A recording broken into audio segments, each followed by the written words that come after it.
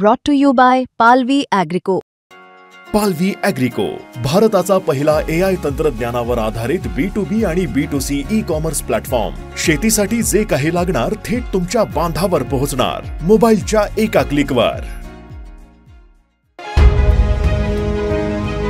पूजा गायकवाडला नेमक्या काय धमक्या आलेल्या? गोविंद बर्गे आणि पूजा हे वेगवेगळ्या लॉजमध्ये एकत्र? CDR मध्ये नेमकं काय समोर आलंय? हे आणि असे अनेक प्रश्न आता उपस्थित होत आहेत. याचं कारण असं आहे की गोविंद बर्गे आत्महत्या प्रकरणात नवे धक्कादायक खुलासे समोर आलेत. आणि दुसरी महत्त्वाची गोष्ट म्हणजे नर्तिका पूजा गायकवाड आता न्यायालयीन कोठडीत गेली आहे. त्यामुळं तिचा जामिनासाठीचा मार्ग मोकळा झालाय.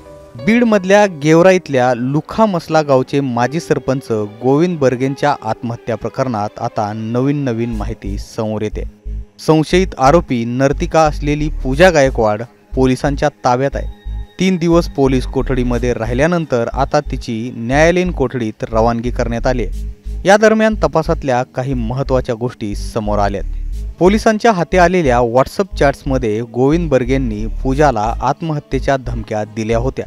याशिवाय गोविंद बर्गे आणि पूजा हे वेगवेगळ्या लॉजमध्ये अनेक वेळा एकत्र राहिल्याचं सुद्धा तपासातून स्पष्ट झालंय. CDR मधून दोघांमधील वारंवार संपर्क आणि नातेसंबंधाचे पुरावे सुद्धा मिळालेत. यापूर्वीच बर्गेंनी पूजासाठी 7 लाख रुपयांचा 2.25 गुंठेचा प्लॉट विकत घेतल्याचं समोर आलं होतं. आता ताज्या तपासात बर्गेंच्या नावानं पूजाच्या बँक खात्यात अनेक आर्थिक व्यवहार झाल्याचंही निष्पन्न झालंय. या सगळ्या तपासातील धक्कादायक गोष्टी आता समोर येत आहेत. अर्थात अजूनही या प्रकरणाचा तपास सुरू आहे. सोमवारी पूजाची 5 दिवसांची पोलीस कोठडी संपली आणि तिला बार्शीच्या न्यायालयात दाखल करण्यात आलं.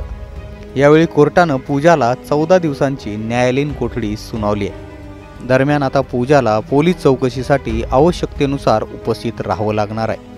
तिची आता सोलापूरच्या महिला कारागृहात रवानगी करण्यात आली आहे. या प्रकरणाला 6 दिवस उलटून गेले तरी इतर कोणत्याही सह आरोपीचं नाव पुढं आलेलं नाहीये. दरम्यान या प्रकरणात वेगवेगळ्या गोष्टी समोर येत आहेत आणि पोलिसांचा तपास सुद्धा सुरू आहे. बार्शीहून गणेश जाधव, मुंबई तकसाठी.